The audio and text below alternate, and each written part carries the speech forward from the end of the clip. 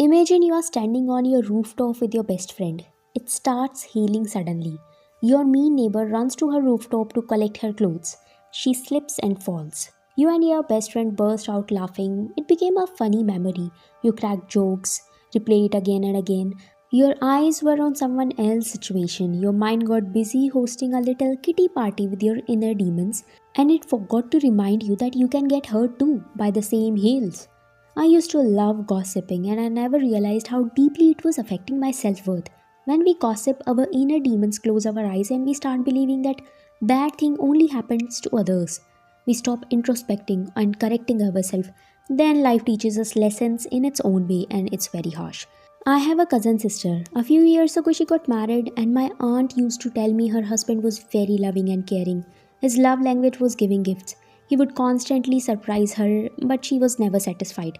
She always pointed out mistakes, rarely showed gratitude, and I created an image of her in my mind that she's ungrateful, doesn't value love, and she's ruining her marriage. We gossiped a lot about her. A few months later, we found out that her husband had started getting fed up.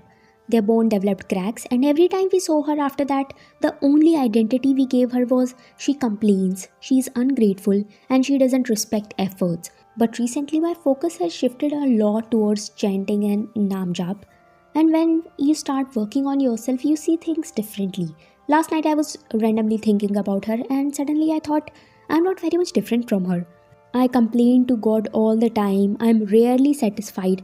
I forget gratitude and I just focus on what's missing instead of what's present. The same flow, just a different form. And that's when I realized whenever we gossip, we are pointing at someone else's mistake, but there is a very high chance that the same weakness exists in us too, maybe in another shape or in another area of life. But we are humans and we all are flawed. Our soul is here to learn lessons, but instead of studying our own syllabus, we sneak into someone else's book and start highlighting their mistakes. And energetically, gossip lowers your vibration. Your energy drops. You operate from judgments, comparisons, and superiority, but slowly your self worth decreases. Because when you constantly judge others, your mind also constantly judges you.